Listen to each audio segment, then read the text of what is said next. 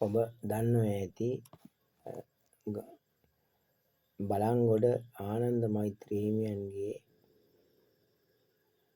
ඒ විස්තර ප්‍රවෘත්ති ආනන්ද මෛත්‍රී හිමියන් බලංගොඩ උන්වහන්සේ නොයෙක් අවස්ථාවලදී නොයෙක් ධර්ම සාකච්ඡා පවත්වා උන්වහන්සේ පිළිබඳවත් ලෝක ජනතාව පිළිබඳවත් ලෝකය පිළිබඳවත් අපේ මේ ලංකාව ගැනත් විස්තරාත්මක යම් යම් නිවැරදි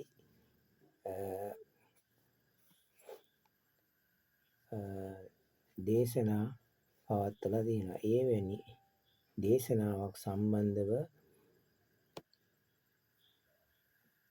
කතාවක් කිරීමටයි මම මේ අවස්ථාවේ යොදාගන්නේ ආනන්ද මෛත්‍රී හිමියන්ගේ උඩුමුල්ලේ පැවති ධර්ම සාකච්ඡාවට එනම් 1997 ජුනි මාස 7 වෙනිදා අපවත් වීමට වසරකට පෙර මෙම ධර්ම සාකච්ඡාවට මීතිරිගල නිස්සරණ වන ආරණ්‍යයේ සේනාධිකාරී හිමියන් උඩහිරියපාල ධම්ම හිමියන් විශේෂඥ වෛද්‍ය පරාක්‍රම දිසානායක මහාචාර්ය මල්විල ගාමිණී දිසානායක මහත්වරුන් සදීපා පොත්තලේ අධිපති සරච්චන්ද්‍ර වන්‍යාරච්චි මහතා කොළඹ රාජකීය විද්‍යාලයේ ආචාර්යනී ගුණසේකර මහත්මියද සහභාගී වී තිබෙනවා. මේ පිරිසෙන් එක්කෙනෙකු කළ විමසීමකදී එයට පිළිතුරු දෙමින් බලංගොඩ ආනන්ද මෛත්‍රී හිමියන් පුරා ජම්මයන් පිළිබඳව විස්තරයක් මෙසේ ප්‍රකාශ කර සිටියා. වසවර්ති මාරයයි කියන්නේ සමහරු කෙලෙස් යයි කියනවා. ඒ මතය වැරදි. වසවර්ති මාර පුත්‍රයා පුද්ගලයෙක්.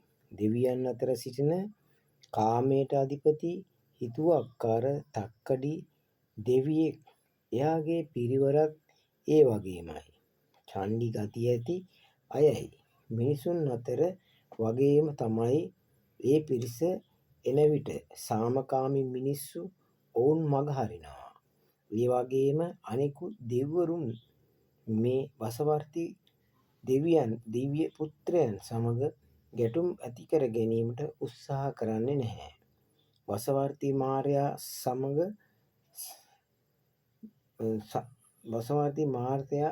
සමත භාවනාවට දියුණු කරන ඉර්ධි බල වඩන අයට බොහෝ විරුද්ධයි. ඒ කටයුතු වලට බාධා පමුණනවා.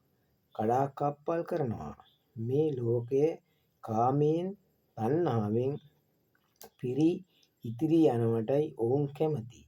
විපස්සනා භාවනාවට ඔහුගේ බාධාවක් නැහැ. සිද්ධාර්ථ ගෞතමයන් වහන්සේ බුදු පදවි ලබන විට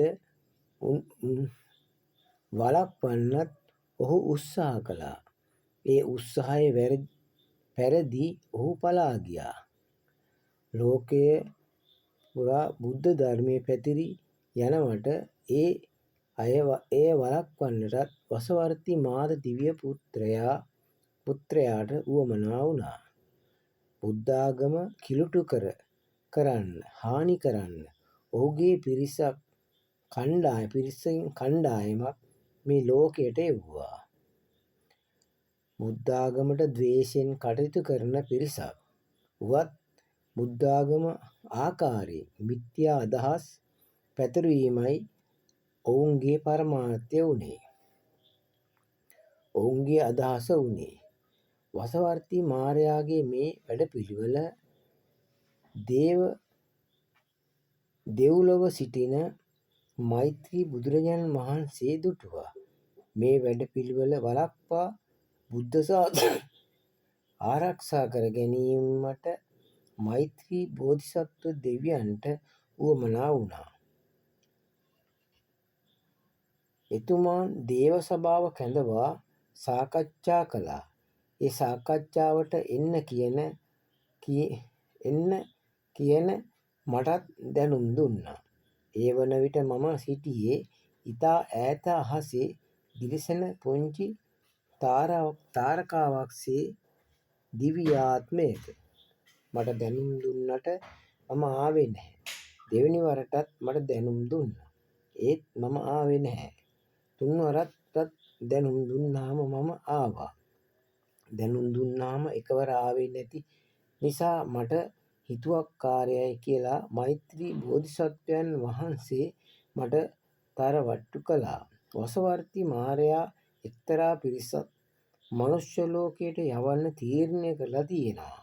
බුද්ධාගම ස්වරූපයෙන්ම වෙනත් එකක් පතුරවන්න. මේක මර්ධනය කරන්න අයත් කණ්ඩායමක් යවන්න ඕනෑ කියලා ඒ දේව සභාවේ තීන්දු කළා. දෙව්ලොව සිටින දේව කණ්ඩායමක් මළුලොවට යවන්න තීරණය වුණා. මේ කණ්ඩායමට මටත් එන්න කිව්වා. මම බැහැ කිව්වා. ඇයි කියලා මෛත්‍රී බුදුන් මගෙන් ඇහුවා. මම ප්‍රබල නෑ, මට වඩා බලවත් කෙනෙක් යවන්න කියා මම කිව්වා. මොකක්ද නුඹේ ප්‍රාර්ථනාව කියා එතුමා එකවර මගෙන් ඇහුවා. මට බුදු වෙන්න ඕනේ. මම කිව්වා ඇයි මනුෂ්‍ය ලෝකෙට ගිහිල්ලා භාවනා කරලා බුදු වෙන්න බැරි ඇයි? මාර්ගඵල ලබා ගන්න බැරි ඇයි කියා එතුමා මගෙන් ඇහුවා. මට බෑ. මටත් ඕනෑ ලෞතුරා බුදු බව ලබා ගන්න. ඔබත් කවදාහරි ලෞතුරා බුදු බවට පත් වෙනවා කියා. මම කිව්වා ලෝක සත්වයාට පිහිට වෙන්න මටත් ඕනේ. මම නැවතත් කිව්වා නුඹට ඔච්චර ධෛර්යයක් තිබේ නම් ඇයි නුඹ මේ කටයුත්තට නොයන්නේ කියා මගෙන් ඇහුවා. මට උත්තර නැති වුණා. එහෙනම් මම යන්නම්. හැබැයි ඔබ වහන්සේගේ පිහිට මට ලැබෙන්න ඕනේ. මම කිව්වා ඕන වෙලාවක මම සිහි කරන්න. මම උදව් කරනවා. එතුමා කිව්වා මේ ලෝකේ මිනිත්තුවෙන් මනුස්ස ලෝකෙත් අවුරුදු 100 හමාරක් වෙනවා. මම තීරණය කරනකොටත් කලින් කණ්ඩායමක් පිටත් වෙලා. ඒ අය අතරින් හුඟක්ම බාලයි මා. මේ අය අතරින් මේගත්තවත්තේ ගුණානන්ද හාමුදුරුවෝ, අනගාරික ධර්මපාලතුමා, වලිසිංහ හරිචන්ද්‍රතුමා, ඕල්කර්තුමා වැනි අය මට කලින් මනුස්ස ලෝකෙට එන්න අධිෂ්ඨානය කරලා. ඒ අය මට කලින් ඇවිත් සිටියා. මට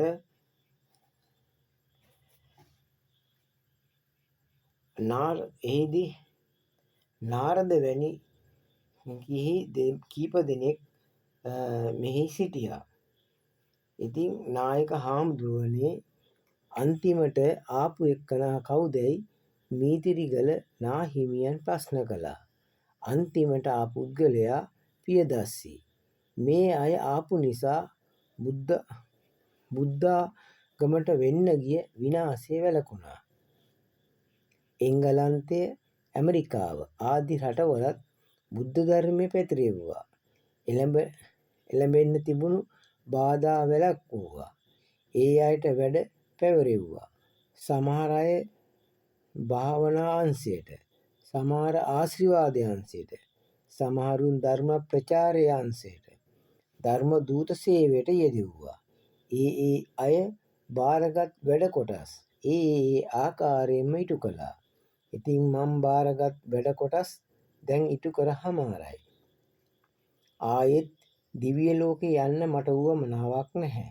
මනුෂ්‍ය ලෝකේ ලංකාවෙම නැවත උපදින්නයි මට උවමනා. මගෙන් ඉටු විය යුතු වැඩ කොටස් අවසන් නිසා ජීවත් වුණා ඇතැයි කියලා මට දැන් හිතෙනවා. තව පොත් ටිකක් ලියන්නත් උවමනාව තියෙනවා. ඒත් ලෝකේ ස්වභාවය අනුව ශරීරයට ලෙඩ දුක් වැළඳෙනවා. ඒවා චිත්ත බලෙන් වළක්වන්න පුළුවන්. ඒකට භාවනා කරන්න ඕනේ. ඒ භාවනාවලට යොමු වීමෙන් වයස්ගත නිසා ලෙඩ හැදෙනවා. භාවනාවට මාර බාධා පැමිණෙනවා. ඉන්දියාවේ හිමාලයේ ගෞරි බාබා කියා යෝගිවරයෙක් ඉන්නවා.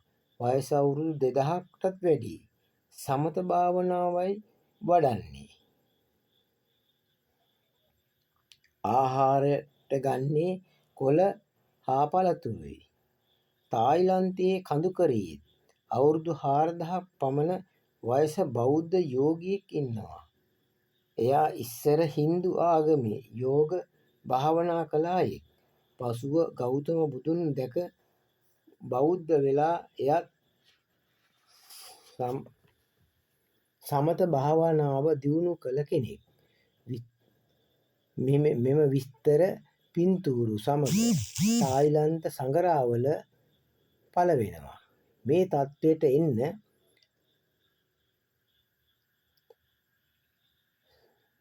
දියුණු කර සිතින් ශරීරය පාලනය කර ඉන්ද්‍රියන් අඩු කරන තරමට චිත්ත බලය වර්ධනය කරන්න ඕනේ. ජීවත් වීමට ආසාව තියෙන අය එහෙම කරනවා. එහෙම වුණාම ගොඩාක් කල් ජීවත් වෙන්න පුළුවන්. මටත් මැරෙන්න නියමිතව තිබුණේ 1983 භාවනා ක්‍රම වලින් මම ඒ මාර්ග අපලය මගහැර ගත්තා. ඒ අපලයට මගේ දණහිසේ අමාරුවක් හැදුනා. මාස ගණනක් ගත වුණා. සනීප වෙන්න මාස ගණනක් ගත වුණා. බුදුන්ටත් කල්පයක් ඉන්න තිබුණා කියන්නේ ඒකයි. කල්පයක් වැඩ ඉන්න කියා ආනන්ද හාමුදුරුවෝ ආරාධනා නොකළේ වසවර්ති මාරයා නිසා. ආනන්ද හාමුදුරුවන්ට එළඹ සිටි සිහියෙන් ඉන්න ඉඩ දුන්නේ නැහැ. වසවර්ති මාරයා ආනන්ද හාමුදුරුවෝ එළඹ සිටි සිහියෙන් සිටියානම් එවැනි දේ වෙන්නේ නැහැ. මාරයා බාධා කළා.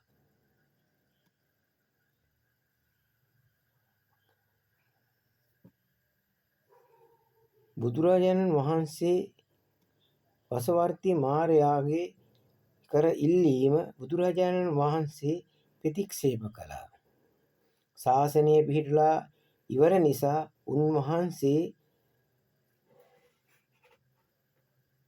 පිරිනිවන් පෑවා. ඉතින් අපට මාරයා කරදර කරන එක පුදුමයක්ද? මාරයාගේ ගෝලයොත් ඒ වගේමයි. මමත් පසුගිය කාලේ යෝග භාවනා දියුණු කළා.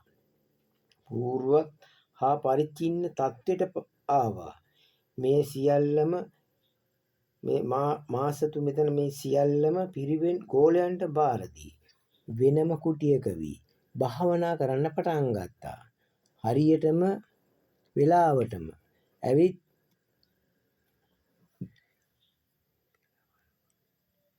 පොළොන් තෙලිස්සෙක් ඇවිත් මගේ කකුල හැපුවා. මේ සතා එතනට ගෙනත් දැම්මේ ඒ මාර දිව්‍ය පුත්‍රයෙක්. ඒ සතා කකුල කාපු අමාරුවට මම මාස 3ක් දුක් විඳා. මාස 3ක් ඉන්නකොට භාවනාව මග ඇරුණා. විපස්සනාව නම් එහෙම වෙන්නේ නැහැ. සංකාර උපේක්ඛා ඥානය දක්වා සිත දියුණු කරලයි හිටියේ. ඊට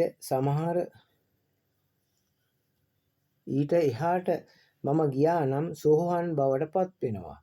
මට ඉන් එහාට යන්න බැරි වුණේ මගේ ප්‍රාර්ථනාවක් අදිෂ්ඨානයක් තියෙන නිසායි. මාරයා විපස්සනාවට විරුද්ධ නැහැ. සමතය වඩන විට තමයි කරදර කරන්නේ.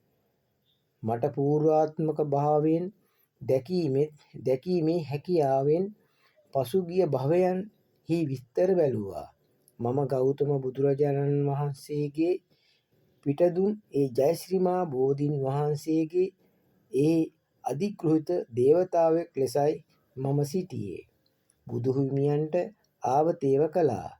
ඊට පසු අවුරුදු 200කට පසු අසාදී මිත්‍ර බෝධිය කැපූ වෙලාවේ මමත් මැරුණා. මැරී අශෝක රජුගේ අග්‍රාමාත්‍යගේ පුත්‍රයා ලෙස උපන්නා. ධර්මසෝක රජුන්ගේ ධර්මදූත වැඩවලට මම උදව් කළා.